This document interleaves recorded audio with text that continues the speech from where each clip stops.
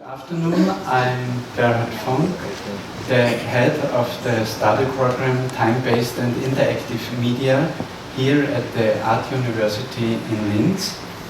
And since 2 years we have a very close cooperation with the Ars Electronica Center, and this is one part of our cooperation. And many of our works, time-based and interactive media, means our students work in the field of movie making, short movies, experimental videos, music videos, video installations, and then they go to interactive pieces, objects. And many of our students realize objects, sculptures. And you can see at the moment some of their works here in the Ars Electronica Center. For example, one of my old analog technologies and new digital technologies. In this connection between old analog technologies and analog objects and hidden digital components where the digital is not so in the focus for the audience, it's the object you can interact with. This is one huge part of interaction and interactive work our students produce. And on the other hand, we had, and this I want to show in the afternoon, we had the opportunity to use this wonderful deep space. And this room has one feature. This room has a tracking system. If you look around, you see 6 cylinders, there are 2 black ones, and this tracking system is possible to recognize the position of the persons in this room very exactly. So up to 20 persons walking around in this room, the X and Y position of these persons is sent to the computer for interacting in this room and to produce the visual output influenced by the movement and the positions of the persons in this room. So this was a wonderful opportunity for us to use this tracking system and to develop pieces which are strongly and more related to art. Some other works by the students of the University of Applied Science are more game-based oriented, so they use this tracking system for games, but our intention was to produce more art-related works, and we use this space as a space of opportunity for people to walk in and to have aesthetic experiences. Therefore we call this program, and this was the topic I said to the students we want to work and to deal with this topic, was cooperative aesthetics. We want to produce opportunities for aesthetic experiences and for collaboration.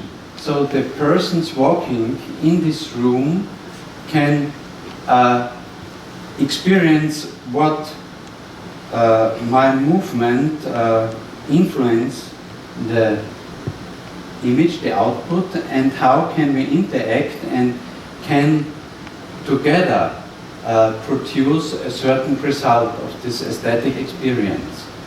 So all the pieces have 2 components. One component is the aesthetic one, and all are very reduced and small pieces. And the other component, which is very essential for us, is the social interaction of the persons in this room. And if you talk about sculpture, you have also to talk about space.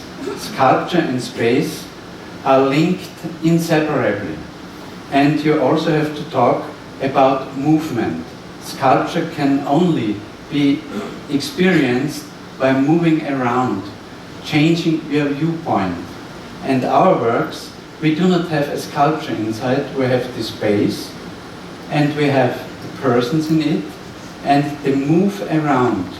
And by this movement, they change the visual output, and they can collaborate and cooperate, and then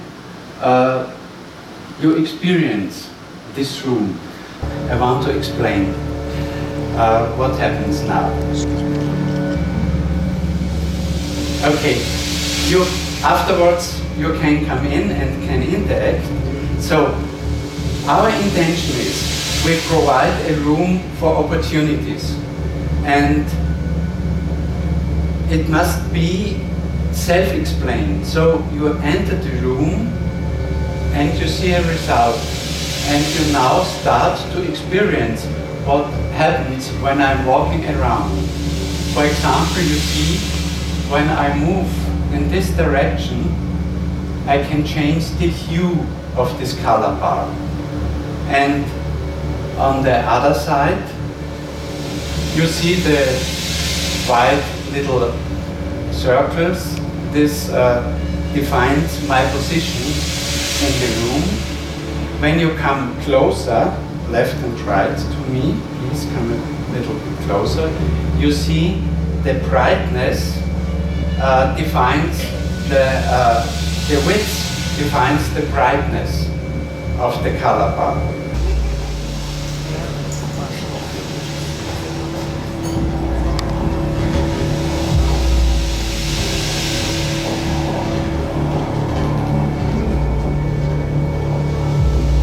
And the group, this was an intention.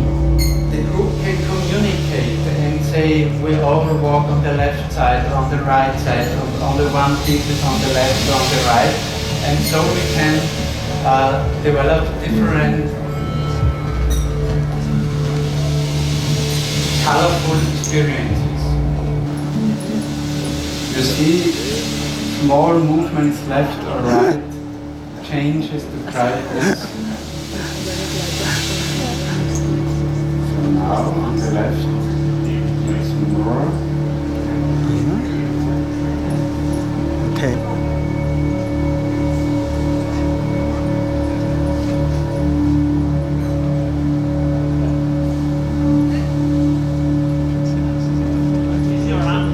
It's very hard with this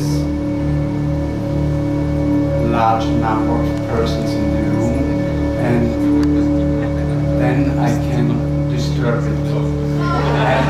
And the counterpart, like Barnett Newman, who is afraid of red, yellow and blue, you know this painting, red painting and small stripes.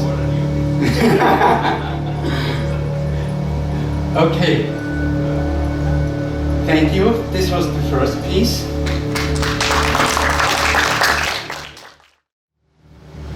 Another work by Katharina Kuba is a little bit more again like, please start the movie puzzle. Animator Jan Swankmajer, the Czech animator, and cut this movie pieces into 9 parts. And now we are walking around in this room, and one of this part is following me because I stepped on it. And now 8 parts are still open. And please enter the room, 8 persons, and take one of these puzzle pieces. And the goal is now for us and for you to rebuild the puzzle. I will leave the room so you can take this one. And when some puzzle pieces snap together, one of the persons loses the control, and finally only one person possesses the whole puzzle. When you come together, it fits. So you have to interact, to talk with each other.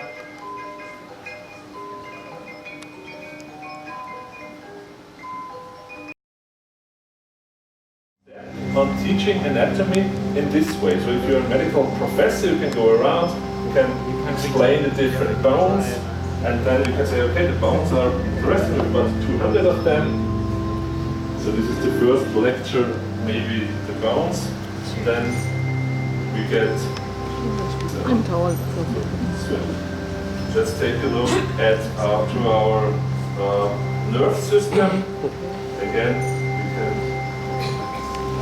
get it here, zoom a little bit into our nerve system, turn it around, and of course I'm not a medical doctor, but I have heard a few things from the medical science, and there's an interesting, or the next thing maybe it's interesting, I don't know what's the blinddarm is in English. What is the name for this? Okay. Appendix. Appendix, yes, appendix. And so you can see the appendix, it's interesting to step really onto this thing here, or go through our stomach here and to see the way our... Is this a particular body of somebody? Or No, is it this is a model. This is a model. But, and this is the way to teach anatomy on a model. And the next thing I want to show you, we can go back. And this is a really human body. This is a really patient, female patient after a serious car accident.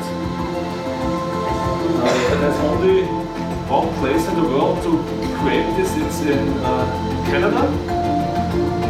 And this is maybe the future of showing details out of the human body based on computer tomography and data out of the computer tomography and getting it into this rendering software, and then you can zoom in into the patient and of course reduce what you want.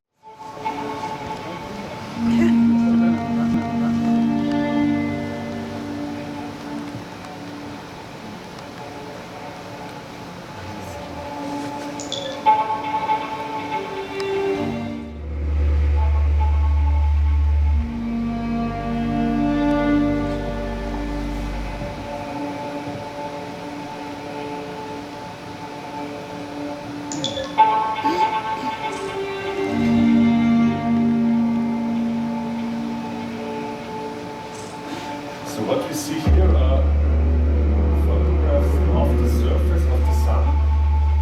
You can download them for free on the homepage of the NASA. And the German artist Michael König downloaded a lot of them and compilated this time-lapse video, especially for the deep space and the highest resolution which was capable for this.